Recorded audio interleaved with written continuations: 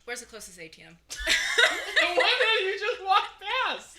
Fuck, I book it back. Okay, you got it. You see the guy's like, please, are the boys okay? Are they not? Are they dead? Is everything all right? We're working on it. And I literally whip out my No. card, but I whip out the club card because I was like, I got like $2 and a coupon in my pocket if it's.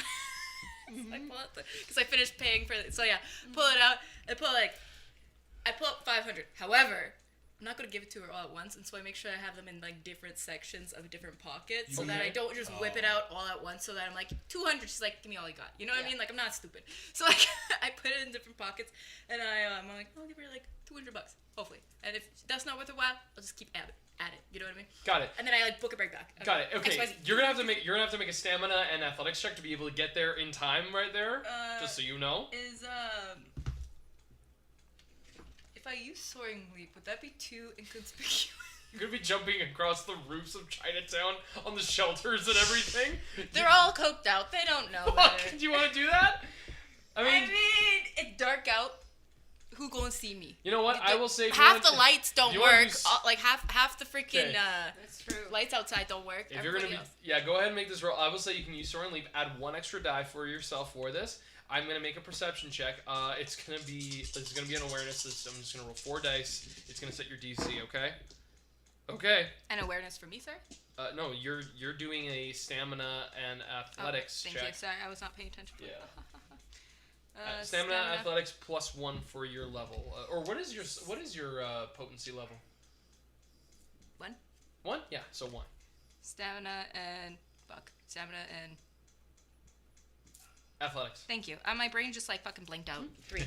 I'm like, yeah, it's there. Okay. 3 + 1. Work up. Okay.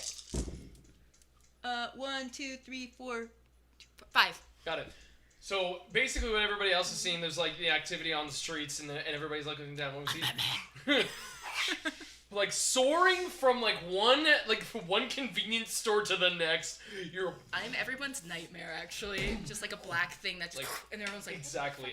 Just like biker chick, like leaping, soaring, bouncing They don't from see there. me 'cause I'm in the dark. You jump onto someone's balcony. You like hoist yourself up over another building. You're just like jumping across the streets, and you're like, okay, and you get there.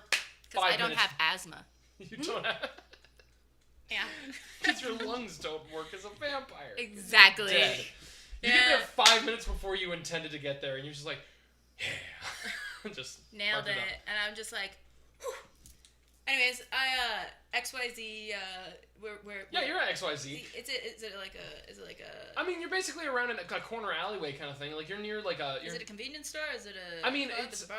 Well, it's. I would say it's more like a pub kind of space. Okay, cool. I go inside. Oh, you're gonna go inside of the pub? Yeah, I'm gonna take a shot and come back outside. Yeah, sounds good. Go ahead and just roll. You're gonna have to roll because you're taking a shot, but you gotta oh lower fuck! humanity. Never mind. No. Oh, you want to go into a bar and not get a drink? That's a little suspicious. I go inside and I go. I gotta go pee, and I literally was like. Okay. I like pretend to go to the washroom. I'm like, fuck, I can't drink. And I just look in the mirror, and be like, get your shit together. You slap yourself.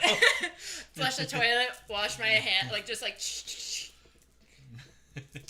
And I just like walk out, and I'm like, throwing my toonie that's in my wallet. There you go, man. Great. You go out and you see Gina's like pulls up on her scooter. She's got a lime scooter. She just parks it. You just see she's like she stole a lime scooter. It's like, well, how you doing, my baby? I'm doing pretty good, Gina. I'm doing pretty good. You see her dragon tattoo, kind of like supposed like she's in casual wear right now. Yeah. Like she was ripping a bong like when she got it. You just smell it. I need a mad favor, girl. Okay. And hey, first of all, want to talk a little bit further away from the door? I mean, yeah, you making it worth my while. What's up? Yeah, absolutely. I just do this like. You gonna buy me a drink or what's up? Oh, buy you a drink. Oh wow, okay, yeah, that's worth the while. Yeah, I'll buy you a drink. I mean, I'm out here. I mean, we're out of a pub. Come on. Yeah, like let's hit a booth. Yeah, sounds good. You want to shoot a game? And she's like pointing at the billiards, like. No, I'd rather sit in the booth. It's actually kind of a more urgent matter. Okay, fine. Okay. Well, I'll rain check next week sometime. All right, sounds good. 3 shots on her. And this begins to go over to the booth. Yeah, and I'm just like, so, I got in connection with a certain guy who's... Okay. Not like that. Okay. But Waste of time, then. No, and I'm like, no, trust me. I'm trying to help find a kid who ran away from home. Oh, that's sweet of you. Yeah. As you already know what it's like out here. He's out here, took his parents' money, buying a lot of silver. He just was at the Circle K down the street, like, more than 40 minutes ago. Yeah. He looks like this in a show. And I'm like, one of them's wearing a dark blue hoodie, the other one's like a dark green toque. I was just wondering if you can shout out any of your, you know. I see you again. And I give any of your underlings, you know, in the area that are dealing. My underlings. Not underlings. You know what I'm talking about? I'm an underling. My employees? Employees, yes. Yes. You beautiful Goodness lady. gracious. Yeah, give me a second. Just like she takes the I don't know phone, what the fuck airdrops this it to herself, sends text basically, just does that. If anybody's seen anybody like that. 15 minutes later, or actually like 10 minutes later, basically gets a response. Yeah, I see somebody like that. Yeah, somebody like it looks like this one kid. This one, she points at Lewis. I was like, yeah, sells weed to this kid. Yeah. Okay. Checking it out. Well, doesn't look like anybody's really noticed them. Oh, hold on a second. Okay. Looks like, oh. Yeah, it looks like one of them just saw them pass by ZYO Street. That's my second favorite club. ZYO Street, you know. ZYO Street, yeah. They just passed by, yeah. Actually, it looks like they, passed by just a little while ago. They were with, but it looks like there was a third how far person is or that something. again? I'm usually used to, like, how it is on I mean, bike. it's like, I'm not what used is to like, on foot. I mean, it's like kind of closer to the Ice District. It looks like they were down there. Like they kind of walked up and then they kind of like went out to a totally different space. Oh, awesome. I don't want to accidentally lose them or anything. I'll make it, and I put 100 down. I'll make it worth your while if you come with me on the scooter and drive. You want me to drive around my scooter right now with you? I just drank like 3 shots. I'll drive. Go ahead and make a persuasion charisma check. I put in. Do I get it? Charisma persuasion. If I put another 100 down, does that add to it? It's gonna lower the DC definitely. Yeah. Okay. $200 for a Lime scooter. What a rip. See, I was thinking like moped, but I kind of like Lime scooter better. He said Lime scooter, Yeah. so I'm like, she's the She is on a Lime scooter. 2. She high out of her mind. I got 2. Perfect. It was 1. Yeah. $200. Yeah, fucking fine. She's like, okay. Now it's like there, and then it's like, And then I want her to literally be like holding on Yeah. to me like backpack style. Yeah, you got you. And I want her to be like, tell her underling, like, hey, like, and I'll be like, I'll give you an extra 100 if we find them. Again, they're my employees. They're not underlings. I mean, you're employees. Sorry. Goodness And I was like, gracious. sorry, doll. She's a businesswoman. Sorry, you're a businesswoman, and Yeah, honestly, hold I you like a appreciate- backpack. Yeah, and I literally am like, if you can look, just like do this, and just like make sure they keep an eye on them. I want them. Do they All have right, eyes on fine. them? Like I'm like, Gertie's like literally in this like leather jacket, like just like. She's like holding on. like, hey, you're not supposed to do that. And Jean's like, fuck you, dude. I literally am like, what you want from us? Yeah. Anyways, and yeah, we just fucking book it all the way to like. What would you think if you saw a big burly biker woman in a leather jacket, and I'm assuming a half shaved like mid to late I think they're 20-year-old lesbians. like Lesbian lover. I'm assuming in like a sweatsuit because she just was smoking weed. Oh, I need you to make a check on this. This is gonna be a drive and it's gonna be a drive check. Oh, sorry. Yeah, I'm gonna have you make a drive check and a resolve drive check. A resolve drive check. Yeah, resolve drive. Resolve. By the way, this is the second scene for you guys to know. Okay. Ah, fuck. Only one. Hold on. Okay. Hold on. Okay. Hold on. I'm waiting. Hold the fucking phone. Hold on. Lock them doors and turn the lights down low. Fuck 2. 2 successes. Does that actually Okay. work? Or So here's what happens. You're going on your Lime scooter, and it's just basically you're driving down past like more busier areas right now, down in the Ice District. I don't run someone over. Yeah. But You're passing. You're just looking around, like kind Don't of. I have like like a little bit of like oomph since I drive a motorcycle and I zoom in and out of places? They're different. They're different. Lime scooter is different. I don't know if you've ever driven a lime scooter. Yeah, but at least at the end of the day, I have at least some type of good reflexes and balance because of my bike. That's not what this is about. Okay. Just want to check. Bang. I was scared. You push that accelerator button. The person on your back. And she's just looking. Okay, it looks like they saw them with a third person. Yeah, it looks like that. I don't know. Nobody's like taking a photo of them. They haven't seen, but they were somewhere up around here. And you begin to drive. And as you're driving, there's a moment when you like the light on the lime scooter, like just like kind of like guiding you. You turn, and what happens is the flash of the light, you catch a dark. You see a dark blue hoodied individual. You see a dark green like capped like a toque, and you also see long, kind of like dark brown hair tied up in like a ponytail, a kind of like masculine face, a kind of like higher cheekbones, like kind of like darker, not like full brown skin, but like kind of like tanner skin. Looks it's not like a Caucasian male, but you see someone who's like probably like a indigenous individual wearing a brown kind of like light. It's not even like fur, but they're wearing a brown coat, and in the lapel pin you see this like small white bead of some kind. Talking to the two boys, and it's like you see them like kind of like about to hand something off, but as you turn, you're moving fast just to kind of like be cruising around the area. The light passes, and they immediately go down an alleyway and begin to hustle away. The thing is I like instantly like, pull her off me, give her $100, be like, I will keep in contact, babe, and I fucking soar leap. You're soaring leap? She's too drunk now at this point. She doesn't know what she's looking at. So you soaring leap over. With this, I need you to make a... Oh, shit. They ain't fucking getting away from me. This is going to be I'm a hound dog. Bloodhound. If you're just jumping... You're just jumping to intercept, basically? Basically, I want to, like, shove them all to the ground.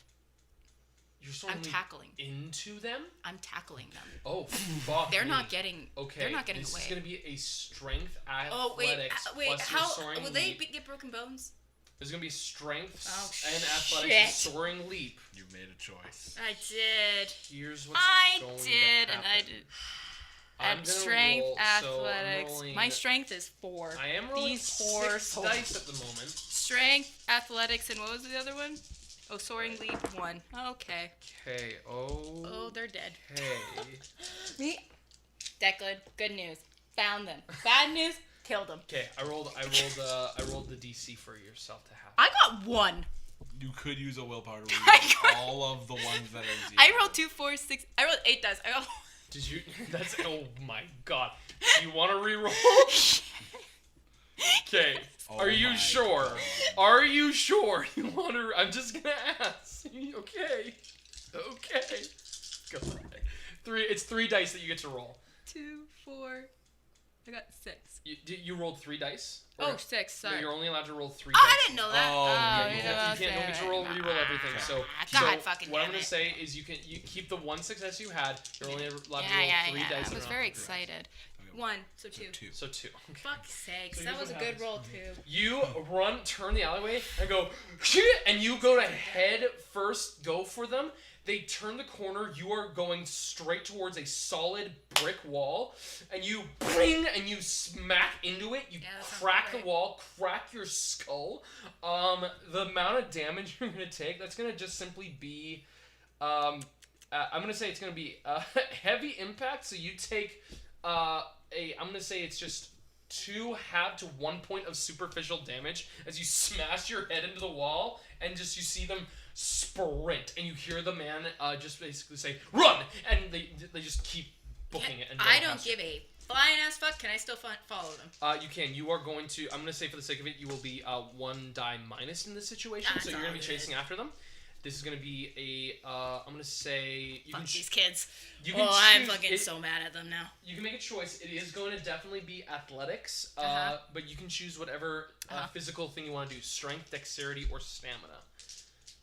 I'm going to be rolling. Let's see here. What do I got? So, would that determine, like, I accidentally kill them, or I have more better reflexes? Like, right now, you're just chasing. Oh, yeah, word up. Strength. And I get more dice. These motherfuckers, I'm gonna fucking take them out. You can't get away from me. You can't get away. It's like, you know, I'm just gonna do this because I'm so scared that I keep...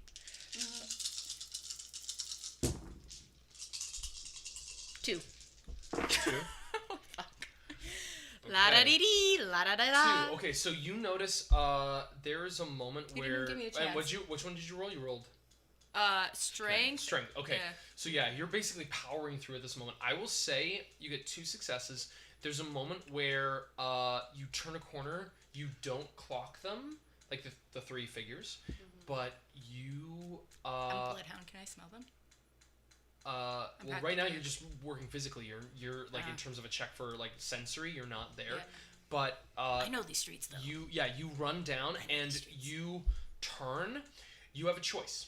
You could be able to pick up the person in the blue hoodie, which is Keith.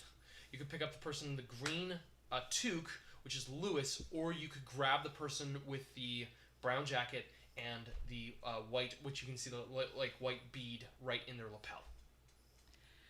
As much as I want to grab the guy with the lapel, I know for a fact that I specifically was in charge to find Keith, so Okay. I go right for that guy. You got it. Yeah. You grab the boy. He immediately screams. He's like, no, no, no! And at that second, you see a flash of something metal come out from the side of the coated individual, going to make a swing and attack on you. Fun. Okay. So with I this, grab Keith. Can I knock him out? who the Keith. Okay. He's not the one. He's not the one that's attacking you. Well, okay. Well, yeah. I mean, you can knock I don't out. want him. I don't want him running away. Here's what I'll say. Well, I'm here's fighting. here's what I'll say. You, knowing yourself, because you are a hardy individual, you know that this man is not the concern. It is the young boys. So what I will say is you are allowed to, if your priority is to knock him out, go ahead and you can make your attacks. And I'm going to have to make you make a injury roll on it as well. Is there any dogs nearby? Any dogs? Yeah. You're asking for a lot of stuff right now. So, that's valid. so here's the thing. You have 3 things you could potentially do. Are you going to look for animals? Are you going to look for support? This attack is coming at you no matter what. So you can make a choice. Perceive the area as you're getting attacked, knock out the young boy that you have just grabbed, or deal with the person who's attacking you at this moment. Your choice. Can I just simultaneously throw him on my shoulder as I kick the shit out of the other guy? That is going to be a dexterity and brawl check. That's okay. Okay, so go ahead and make a dexterity brawl check. I got 3 brawl. You have to beat 4. Oh, fuck. Did you say dexterity and brawl? Yeah. Dexterity How brawl. many total? Yeah. And then, I have 1 less, right? 1 less. Yeah. No, that was the last one. You're Oh, fine. You're fine for the other one. That was just like because you had smacked your head in a wall. That. Oh, fuck's sakes. That's, I got that thing. But I don't know if you want to say that's cocked or not, but I got that thing. Can you read it? Can you read it? Then Yeah. it's not cocked. And it's If it's on its face. Okay, so how many successes is that?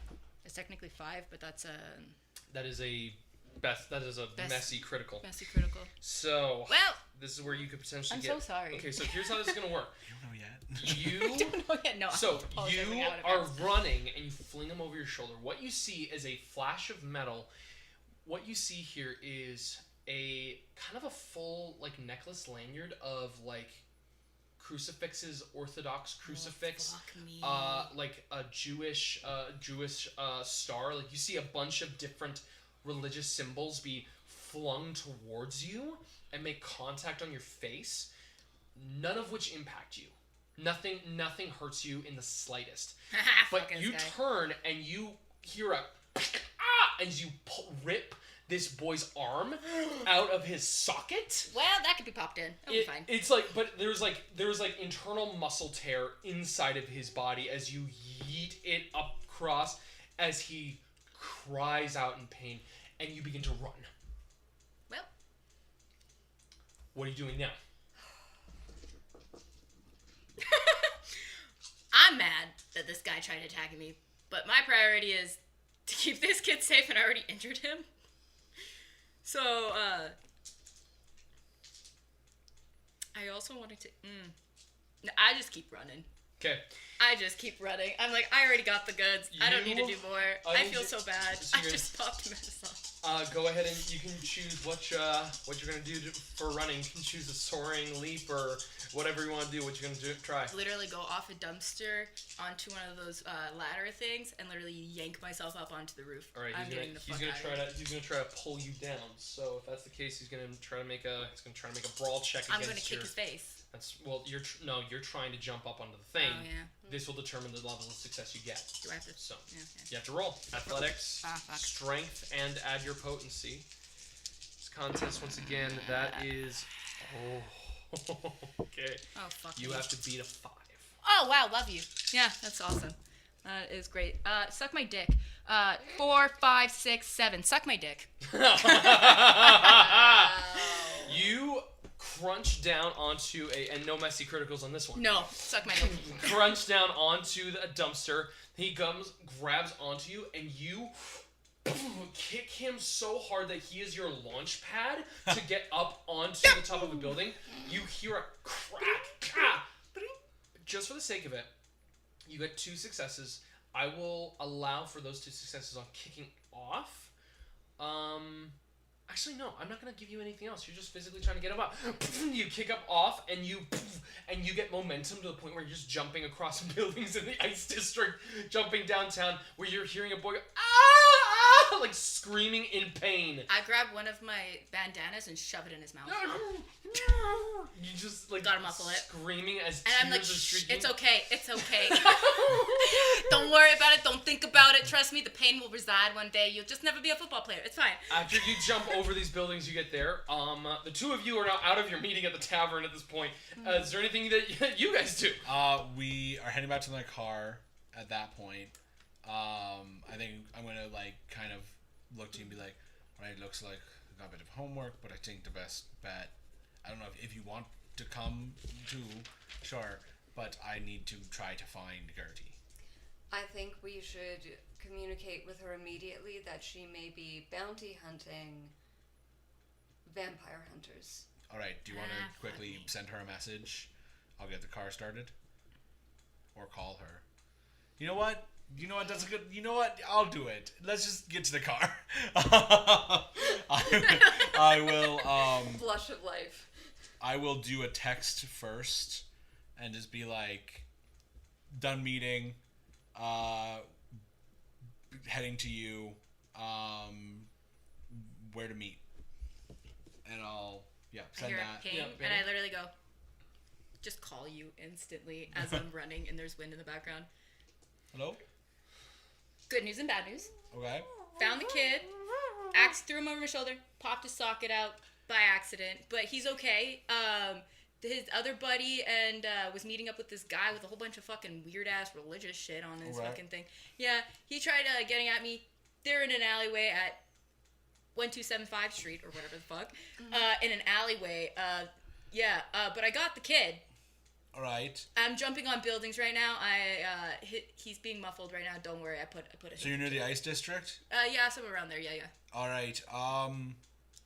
You're gonna be out of the Ice District. Oh, Which direction is she going? You're going south, basically.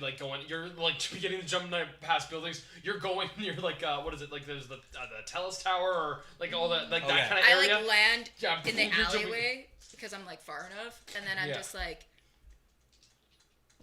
I'm behind a dumpster at this street. All right. I'm gonna stay. I don't know if I should pop it in socket. I think I heard something rip. Honestly, don't touch the arm. Keep him quiet. We'll be there as soon as we can. I'm just gonna and I literally pop down. Yeah. And I literally just behind a dumpster do this. I'm so sorry. And he tries. I'm like, and I just hold him. Just stay. It's okay. Help is on the way. You see, like underneath his arm, you can see that there's like kind of blood collecting, like kind of like right onto his like shoulder. You notice that there's like like some of his skin has split because of the pull, and blood is kind of like it's like you can already see there's like bruising on the entirety of his arm, but it's literally burst at a certain point, and some of the skin has peeled. I'm so sorry, kid. Dude, grew up on the street. I'm so sorry. But you had a good life. You did something stupid. Your dad's looking for you. I'm so sorry. Make a wits awareness check, please. Fuck, I didn't look around me. I'm just like, poor kid. Don't got a lot of wits. Where's my awareness? 2. Oh, actually, I have a decent amount of awareness. 4 plus a skull. On the 4 plus a skull. Oh, no. Okay. I'm over here like, it's gonna be okay. Kind of dealio. I'm like... 4 plus a skull. But I'm like, by the way, though, like, I'm holding this kid, like, in my lap. Oh, I know. So I'm like... Great. Trying to protect this kid. 1, 2... Oh, fuck's sakes. 3. 3 figures. Behind you... But my back, I'm like, it's like, here's the dumpster. I'm behind the dumpster. My back's to the... So I'm like this kid. Yeah. You're aware. 3 figures walking down. Behind, like by where, like the dumpster's blocking you from this, but you hear the steps. Fuck's sakes. Can I use Sense of the Beast? Yeah, you wanna? Yeah, the vampire can sense the beast present in mortals, vampires, and other supernatural, gain a sense of their nature, hunger, and hostility. Oh, sure. Okay, you wanna do that? Cost is free. Yeah, so you kind Resolve of plus pulse 10. out. You kind of like read, and you feel 3 vampires. Fuck's sakes. And they smell blood. I grab one of my knives out. And I slowly get up. And I turn. By the way, I'm like, kid, you're gonna have to hold on. And I literally like hold him here. Okay.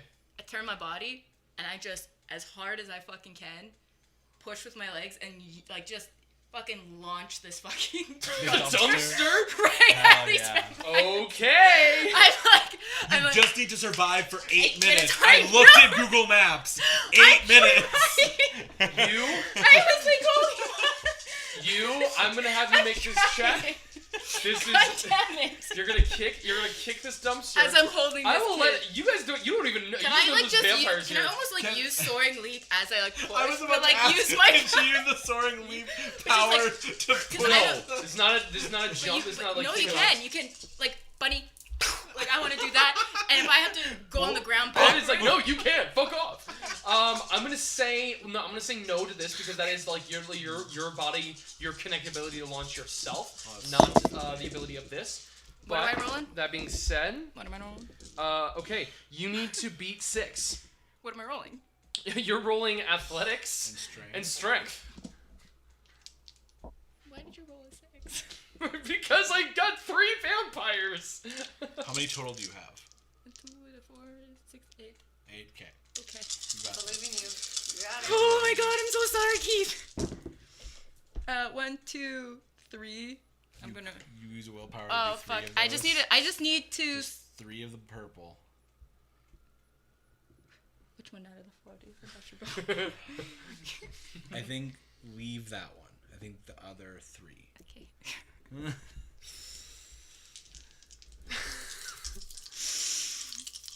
I have to just beat a 6? Gotta be a 6. Equal a 6 or like 7? Gotta get a 6. Oh fuck, 6. 4. I have 4. You push this. You push Do I this at least get 1 or 2 dumpster. of them? You push this dumpster, and then you feel it, and then you see it shoved to the side and hit the side of a building. You see 1 female, 2 male, like early-ish, like late 20s individuals in like nice like suspenders, button-up shirts. It looks like a bunch of kindred that were working a serving shift at a very swanky little spot on their smoke break or whatever kind of break they're at. Just like you can see a bunch of like dead animals like kind of need them, or there's like blood kind of on their face, and then they look at you and says, "Hi. I think we just got ourselves a little bit of a better treat and a little snack on right here." I fucking dare you. Do you know who I'm fucking part of? Do you know who we are a part of? Yeah, fucking roadkill if you fucking take one more goddamn step near me. You're gonna make a fucking brawl check, and I'm gonna roll quite a few dice. Brawl check? Yeah, this is gonna be a strength brawl, unless you want to do strength melee because you got a knife out. No, do brawl. I'm going to do brawl. Let's go. You throw the knife. You're fighting 3 kindreds by yourself. Oh. Holding a child. Oh shit. Okay. A child. A child. Okay, 2. Well, I'm re-rolling 3 and hoping for. How much willpower you got? This is my last one. Okay, so you're gonna be impaired socially. I don't give a fuck. Still 2. Yeah. I got 3 successes on you. I fucking hate you so goddamn much right now. Here is how this is gonna work. Okay. Here's how it's gonna work. Can I just scream fire? No, because you're fighting right now. Yeah, but I can still scream. We'll see if they let you. My vocals. You see as they, you see their faces, their fangs descend, their claws come out, they rush you. As soon as you bring, like, your arm to punch, one of them grabs it, spins it around, comes at you. One of them grabs you by the throat, or, like, wraps their arm around your neck. But The my other poor one child. pulls you, huh? I have a child with me. Oh, that's right. They rip the child away from you, Yeah. throw him against the dumpster. There we go. Down. Like, bring you down, and then the 2 of them hold you down, because it only takes 2 of them, because the other one looks at this kid. They go and just lick up the blood that is, like, currently, like, left on here. It's like, oh yeah, we got a good one here, friends. They are going to start cutting you. You take 1 point of superficial damage. Cool. These motherfuckers. What are you gonna do? That is a good question. Give me 5 seconds. I'll give you 5 seconds. I'll let you think about it. I'll be right back. I tried. You knew the Not con. you. You knew the. It's not you. It's my rolls. Yeah. We should have known. Just wish I could do sorry. Okay. Alright, what you doing, Gertie? Can I use Feral Whispers? Feral Whispers? What you gonna do with Feral Whispers? I want to, like, almost like whistle for dogs. Because remember, I'm in these streets all the time, and I feed and take care of the dogs all the time. So I got a good connection with certain dogs that are usually in certain areas. So I should have a certain knowledge on what dogs are in what areas, for the most part. So I should. Here's what it is. It's a cost of a rouse check per type of animal chosen for the scene. Allows 1 summoning and unlimited communication. So, what you need to do here is persuading an animal to perform a service requires a manipulation animalism test. The difficulty depends on the task required. So, here's what's going to happen. So you're just looking to get them to interfere? I just want it to protect the child. I don't care what happens to me. So I can fucking survive okay, anything. this is going to be a difficult thing because you're also trying to you're calling out to dogs that might be in the area. Right? Yes, but I know specific dogs that are usually in the area. Well, this is a situation where you are communicating with a beast that you can see. So you're going to try to call them. I use a specific whistle every time I give them food, and I use that fucking whistle. That's fine. Dinner time. Here's how it's going to work. Ding, ding, ding. Ring-a-ding-ding. So it's going to depend on the scarcity of animals, which you're contacting dogs at this moment. So here's what's going to happen.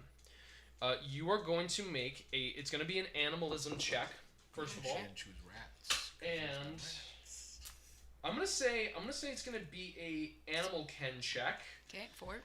And because you are currently, I don't trust these guys. I'm gonna be fair. They're not gonna affect you at all. These guys won't affect you. So this is gonna be simply you're calling out. It's tricky. What is your animalism skill? How many skills in animalism do you have? I have 2. 2 dots? Yep. What's your animal ken? My animal Ken? Yeah, skill.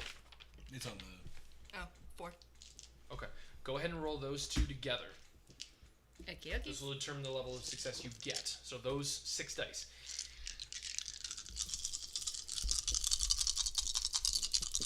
One second, I just got it. And remember, you have blood potency too, if you want to add dice. That is a rouse check. Also, you have to, if you want to do a rouse check, you can add 2 dice. Do a blood surge. Yeah. Wait, do I use the blood dice though? You would, if you roll a rouse check, Yeah. and then you can add 2 extra dice to If the I roll. pass. No, you just add it. So you just roll it to see if you succeed. This will increase your hunger if you fail. That's For the okay. blood Yeah, surge. so roll the dice. Yeah, roll the dice. There's a success. Success. Okay. So you don't increase your Don't hunger, but you increase still it. get 2 more dice. Yeah, you're good. Okay. Yeah, you're good. Okay.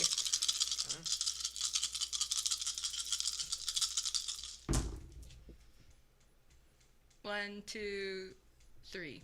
3 successes. Yep. Okay. A little chihuahua comes. Just kidding.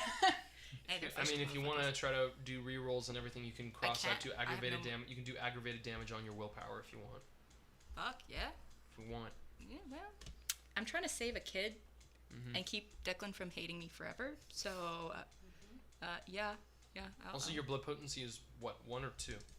What is my potency? 1. Okay, cool. Just wanted to check. Fucking still 0. Wait, that's cocked, isn't it? That is actually. One is, yeah. Literally, the line is the top. Yeah, that's cocked. Okay, Yeah, okay, that's it. Lord. Yeah, if you got the. If It's you me can again. See, if you can clearly see the symbol for it, then it's. Fuck's Okay. sakes. Well, Yeah. 0. Yeah, okay. Yeah. So 4. 4 total. 4 total. Okay, so on a 4 total, I will say that you would be able to do a high-pitched whistle through your teeth and be able to get 2 dogs. Like, there's like 2 scrappy dogs that are just kind of like on the street. And then just begin to like kind of come to where it is called.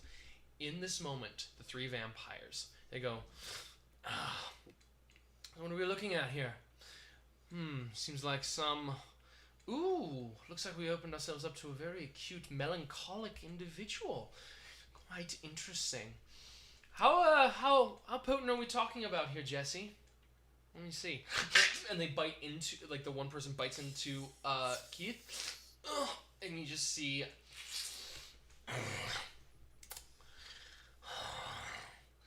Oh, it's quite strong. Here, and it's like, here, take a little taste, and then it's like going to hold you down, and then another person's gonna start moving Do towards. I at least have one hand I can use? Not I in the have like 9 fucking knives on me, dude. I was gonna say, you can try this. This will hinder, if you are going to attempt to do something, it will hinder you in the next roll. But yeah, if you want to try to make a physical attack, you can, or you can save up your strength for the Feral Whispers attempt. I'll save my strength. It's up your choice. It's your choice. No, I'll save it. Okay, so I need everything I can get. another one holds you down. Another one of the vampires comes over, bites into Keith. She drains like parts of his blood on his arm, and you just see him go like. She kind of coughs a little bit. Oh, what's wrong? Something wrong with it. What? Something wrong with it. It's like, what? Let me try. And the other person's going to exchange. Just as that happens, the 2 dogs come down the alley. And now you're going to try to do it? Yep. Okay. It's going to be another rouse check. Okay. And there's 2 of them, so you're going to roll 2 of them. And then... 1 success, 1 fail. Okay, so one your hunger blood up. hunger goes up. And now you roll a manipulation and animalism test. And the difficulty for this one, what I'm going to say is you're going to roll this, but you're also going to add your own personal strength because you're involved, okay? Okay. So you're doing manipulation, Yeah. animalism, and strength. What's going to happen here is the difficulty is just going to be 6 because you are trying to get them to defend Keith and at the cost of their own lives, and you are getting involved in this too. Okay. Wait, that's enough. 4, 2, yeah. I am 4. 4 successes. Okay. Should I read one more? I think keep it for 4. I think too much aggravated willpower is going to be bad for you. Oh. Yeah. Okay, 4 successes. Mm-hmm. You have the dogs kind of come up at this moment. I want to know exactly what you whisper to them. What is it that you command these dogs to do? I want you to tell me. essentially, I'm just like, protect the boy at all costs, and I'll make it worth your while. You see them kind of like hunker in, and they kind of move up to go. Like one of them is kind of like hesitant, the other one goes. But the staggering of them kind of opens it up. One of them comes at one of the vampires on you. You free up your arm, you punch one of the vampires in the face. The dog gets caught, and then the one girl, she moves like from feeding from Keith, grabs the dog, and she's going to. Don't you fucking. Oh, she's going to hit it. Fuck me up a little bit if I see a dog. Oh, well, pretty sure that's one of my things. Yep, I will always protect animals. Oh, no. That's 3. Yes. Okay.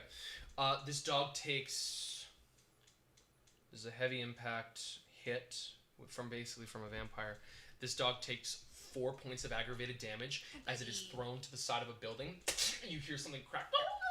And it just like goes down to the side, crumbles, and just kind of limps. The other one kind of moves to go. The other vampire is like kind of flares its teeth at it. The dog kind of stops in its tracks as you punched one. Keith is on the ground. The one vampire has thrown them off. What do you do? Can I just grab the one vampire and just chuck it at their friend? I just want it. Because I literally just seen them hurt this dog, and that is literally like my conviction is that I will never, like, I will always protect animals. So, like, I don't even know what happens. Like, if I see a dog getting hurt, I know, like, that triggers something. I just can't remember what.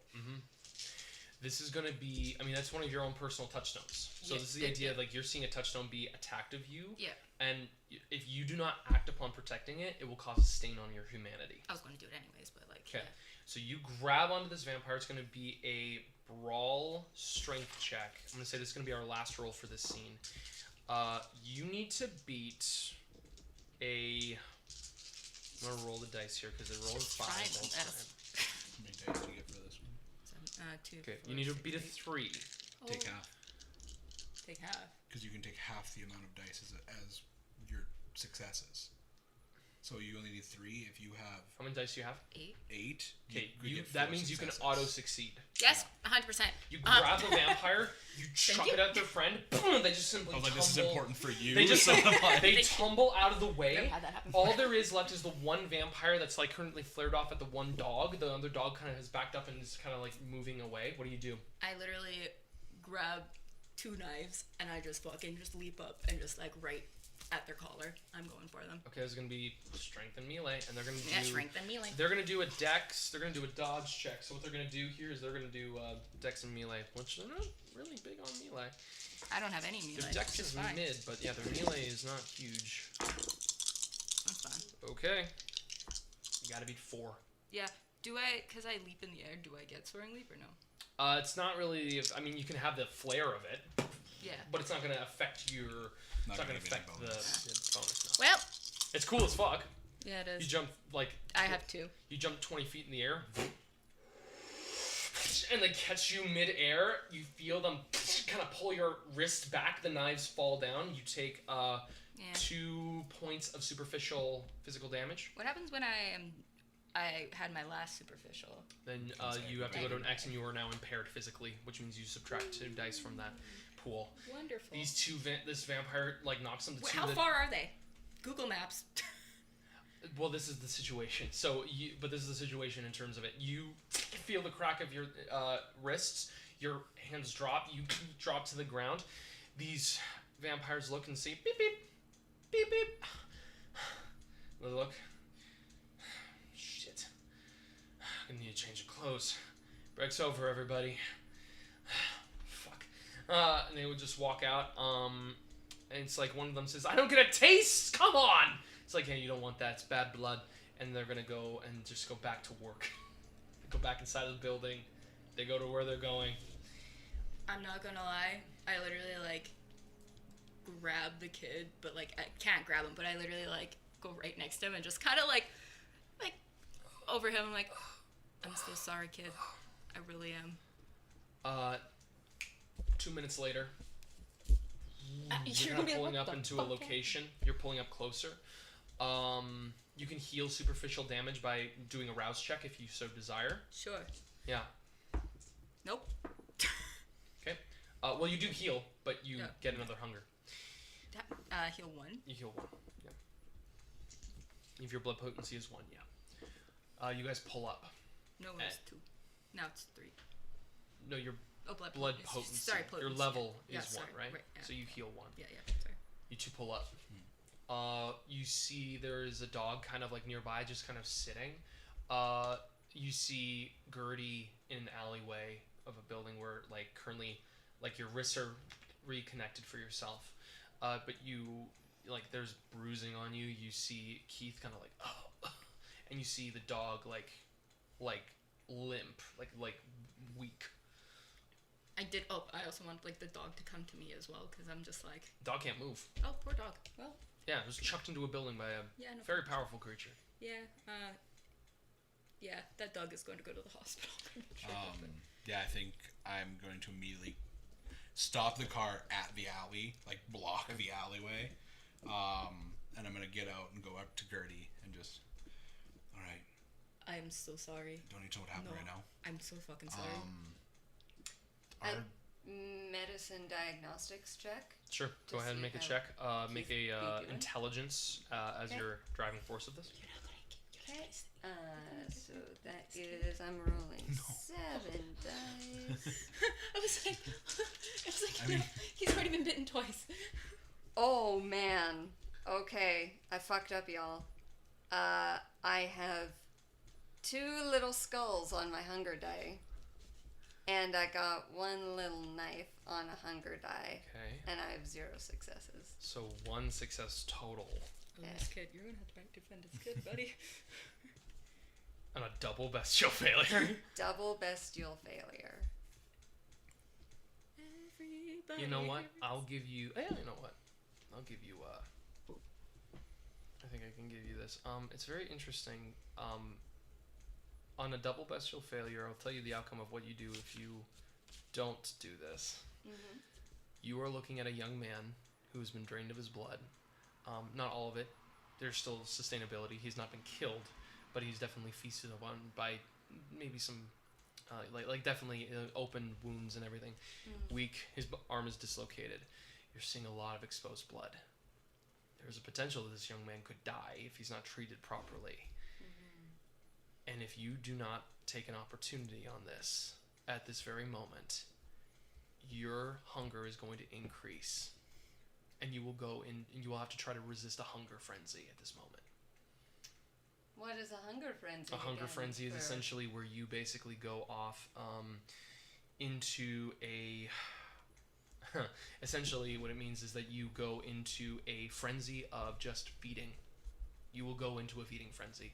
It's not like violence. There's a fury frenzy, which is violence. A terror frenzy, which means that you are getting out of something, like a burning building. Mm-hmm. Hunger frenzy is when something before you is delectable and appeases towards your actual needs, and you will do what you can to feed, to quench that frenzy. Okay. To quell it, basically. I will not tell you the difficulty of this frenzy, but I'm just letting you know. If you don't take care of this right now, you're going to have to try to resist it. Is there anything that says to Penny, this kid has bad blood? Not on a 1 success, no. Okay. Not on any kind of diagnostics. And you're busy right now with Gertie, so this is going to come basically to a situation at this moment. I assume that communicating outside of myself is not a thing I'm capable of. Not at this moment. No, you have to make this choice yourself. Okay. So my choice is frenzy. Resist a frenzy. Resist a frenzy. Or feed on the kid. Unfeed on Keith right now. If I try to resist the frenzy, I'm risking going into torpor. You're risking going into a hunger frenzy, which is an unstoppable kind of like actual Right. feeding kind of experience, basically, yeah. Okay. Yeah, I'll get the specifics of it while I'm going through these, yeah. It's like he lines us up or something. It's almost like somebody's desire is coming to fruition. In the worst possible way. The question is, how much does Penny trust Declan? How much does Penny trust Declan? It's only something Penny can answer. The real trust was inside of our hearts the whole time. Chronicle tenants. With great power comes great responsibility. Don't judge a dog by its breed. To err is human. Penny's personal touchstones and convictions are Roger Bailey, always carry hope. And Sire, Sebastian Bishop, never turn your back on a monster.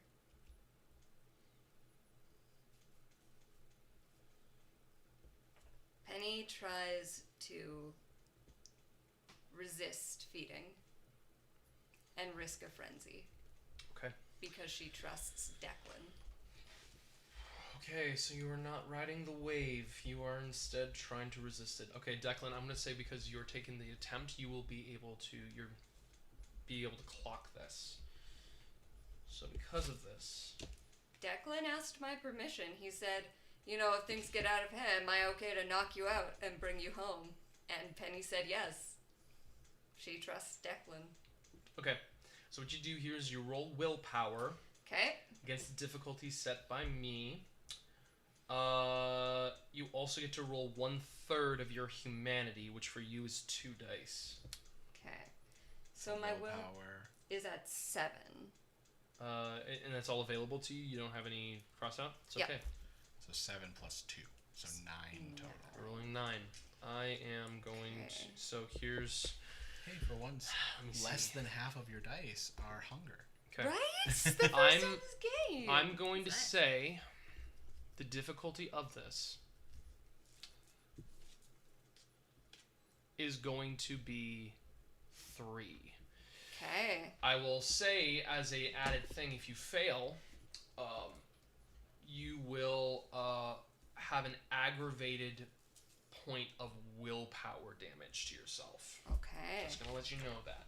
I'm assuming that this is not one that can be auto-succeeded on. In terms of it, let me just double check. That information must spend a turn to suppress it on a critical win. They resist a frenzy without losing a turn. As far as I understand it, frenzy. Do you mind just searching that up for me on your phone? Sure. Because I think I wrote it down. I think I'm always trying to remember if anything involving a willpower roll does require that. I have, let's see, healing, resisting. I think that you can't re-roll a humanity check, like a remorse. But yeah. Hey, we're going down together. That's what friends are for. Yay! Yay! And he's over here, he's like, I've never gotten more than 1 hunger at all times. And Yeah. we're both like, So Okay, chill. no, you have to roll it. Okay. Okay. You have to roll and you cannot re-roll. Okay, so here you go. 9 dice 9 dice. to get 3 successes. you got this, girl. Like, It doesn't matter if you get hunger on it. Just what did you roll? what did you roll? What did you roll? 1. Shut the fuck up! The fuck up. Technically, would she be able to use a willpower to No. re-roll? No. That's this what we one? just Oh, searched. right. Yeah. We just searched that. No. No, she has to roll it and... So 2 more bestial failures on Oh my the God. hunger they die. don't. I mean, it doesn't count for that, but that's fucking funny. Okay? So here's the situation, Declan. You clock Penny. What is it? I want to know what it looks like when you go into this hunger frenzy at this moment. And the wording of it is that you will feed until you get to 1 hunger, which in order to do this, you will have to kill this boy. I want to know what your hungry beast looks like. So, Penny is instantly consumed by the memory of the witch trial where she watched a girl be burned at the stake. She remembers being in the cell and Sebastian offering her the choice, join me and live in undeath or end up like that girl, burned to death at the stake. And she goes back to that moment, and she goes back to the remembering how she said earlier to Declan, sometimes death is a mercy. And she feels herself burst into flames. She feels consumed by fire. It is scorching pain under her skin, similar to like how someone might describe like fibromyalgia or like shingles or like acute nerve pain. Every single tip of every single nerve ending in her body is on fire. She is on fire, and the only way to put out the fire is to feed. Declan, you see Penny go into a place you've never seen Penny go into. And with this, we're going to have a contest roll between you two. What are you going to attempt to do to stop her? As I start to stand, I'm going to say to Gertie quick, I ask permission. And I am going to just full spin around, and Declan in Ireland as a kid went in full bare knuckle boxing tournaments, and I'm just going to clock her across the jaw to try and knock her out. Strength and brawl for you. You are gonna go. This is an element of speed, so it's gonna be Dex. Okay. And I'm gonna say because you are feeding, it's gonna be. I think it's gonna either.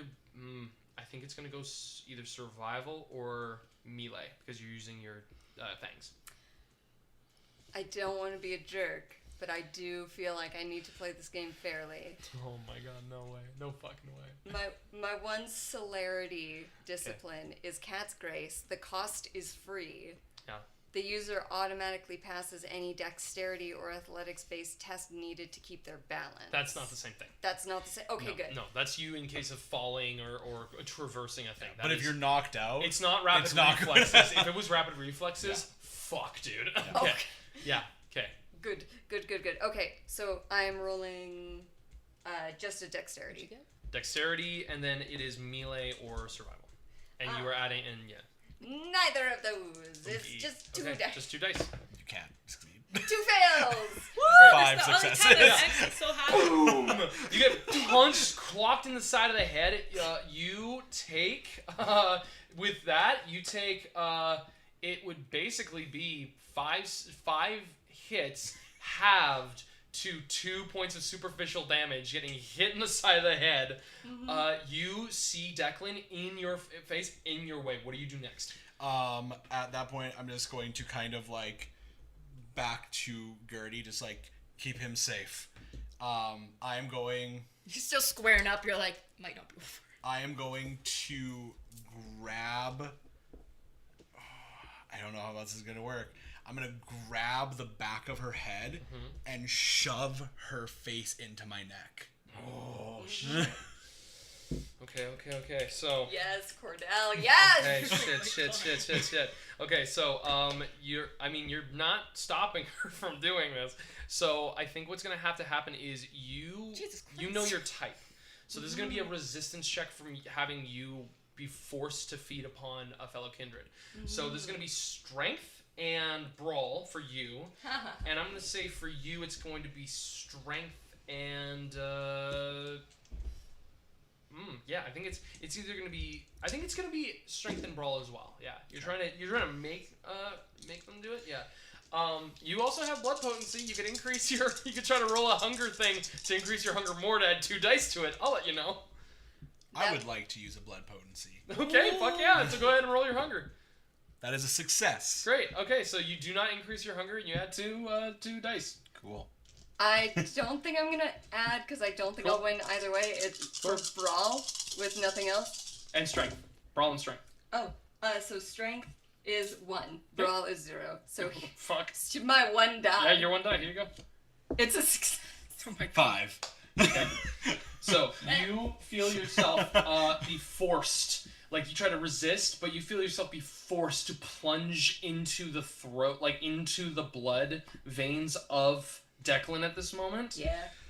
Jesus Christ. Okay. I mean, knowing what his character looks like.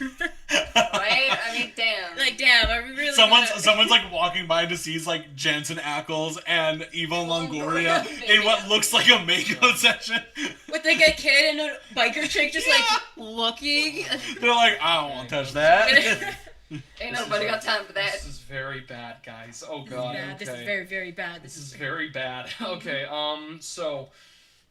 There's too much time to read on this, so we're gonna have to probably get to this in a little bit. But essentially, we're gonna get into the feeding process. How many are you gonna? I mean, you're locked into his vein. Mm-hmm. You're gonna be feeding. Oh yeah. It's gonna happen. Here's what's gonna happen then, I guess. Scream if you need me to shove her off. Okay. I don't know if I'll be able to, but I'll try. Okay. Jesus Christ. Okay, so here's I think we're just gonna focus on this right now, just because it might be a lot of stuff to have to read into. You need to roll. You're gonna be taking. Jesus, there's so much. I'm surprised you didn't just like the second. I didn't like, know went in you the guys neck. were gonna bite into each other. Okay. You should have predicted that, Liam. He didn't. I knew that's what Kordell was gonna do. That's why I resisted the thing. Okay. And that's why I was like, can I communicate to anyone outside of anything? And you were like, no, you make this choice. And I'm like, I bet Kordell's gonna be like, feed on Declan. I'm like, I bet that's what's gonna happen. Okay. Yeah, So, that's fucking... you Yep. begin I'm over here to like, feed what's on going on? another vampire. Mm-hmm. So this is how this works. You have 4 hunger. Mm-hmm. Okay. So you begin to drink from Declan, Okay. Lynch. And as you do, I will say that you begin to feed, and it's like almost like a few turns that it takes. Mm-hmm. You heal 1 hunger. Declan, you take 1 point of aggravated damage. Oh my gosh. I'm so sorry. You heal another hunger. Declan, you take another point of aggravated damage. I'm so sorry. You take another one, and you take another point. What you're looking at? What's your What? aggravated damage? I still have half my health. You have half, and you're at 1. Okay. I need to look at your particular Mm-hmm. feeding type, because you feed exclusively on dying people. Mm-hmm.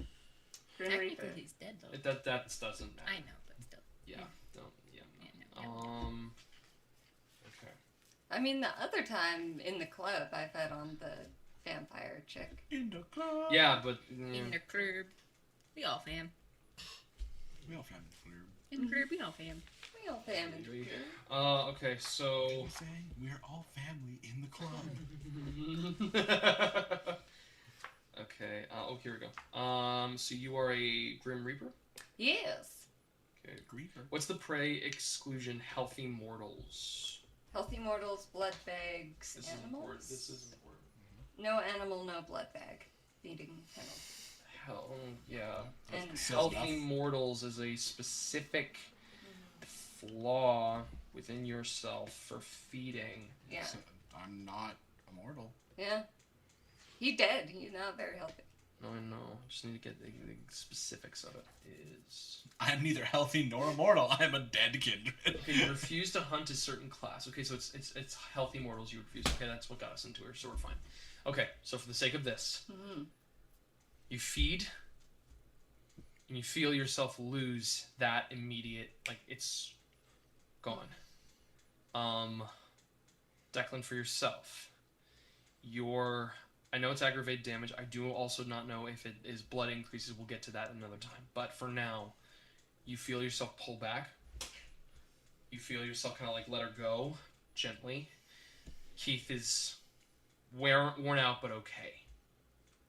What are you doing right now? I'm still a bike. Is my wrist good or no? I can't remember. I mean, with that superficial, yeah, you'd be able to kind of like. I mean, you have an aggravated point of damage for yourself at all? Yeah. Do you have 1 point of aggravated damage? From the fight, or just in general? Yeah, just like in In general. general, On your 3. aggravated or superficial? X's. X's aggravated. From stamina? For health? Fuck. Yeah, your wrists are bad. So yeah, you feel yourself. Your wrists I still are haven't bad. healed from one of my other aggravated from the other fight, so I've been Oh damaged my this whole God. I know, that's why I asked last time, and then I can't remember what happened, but I know. I've been damaged this whole time, and I was like, I'll find this good. So you guys, Whipping. you pull back, you satiated, but you also feel. We'll get into the specifics of it again. I'm so sorry that it's so muddy at this. This is freaking me out. What are you guys doing to me? It's a month and a half, and I'm back where we started. It was blowing my mind. Mm-hmm. You feel something, Mm-hmm. a connection that you haven't felt since the days when you were tied to Sebastian. And you get it when you're looking at Declan as he's towering over you, just kind of going about his business, but there is something there. Mm-hmm. Something deeper is in that blood that you are feeling as you feel the flames extinguish around you. And I'm sorry, guys, that's where we're gonna end the episode because I gotta do some research on all that. I gotta know. Oh my god. We got to take care of you guys. Go ahead me, a kid, and a Heal dog. a willpower, I guess, because you freaking did your feeding desire. Does that mean because I also found the kid? Yeah. Do I get it 1 willpower? Yeah, you get 1 superficial willpower cleared, I guess. Yeah. Oh. And yeah. Well done, guys. We did it. Valusimos. We did it. Okay. Well, welcome back, everybody. We're gonna be able to see you guys, I guess, in like 2 weeks from now. But yeah, looking forward to seeing what kind of kindred come up to do next. Once again, thank you all so much for joining us for Novice DMing, where once again you are all welcome. You're encouraged to be as fucking wild and crazy as you possibly can be, and you're absolutely loved, and you're amazing, just like all these guys right here. We thank you all so much, and we'll see you next time. Oh, Oh, you want to do a fang thing too? yeah, I was going. Yeah, do it. I mean, the thing's up. Let's just hear it. That's fitting. Jesus Christ. Jesus Christ.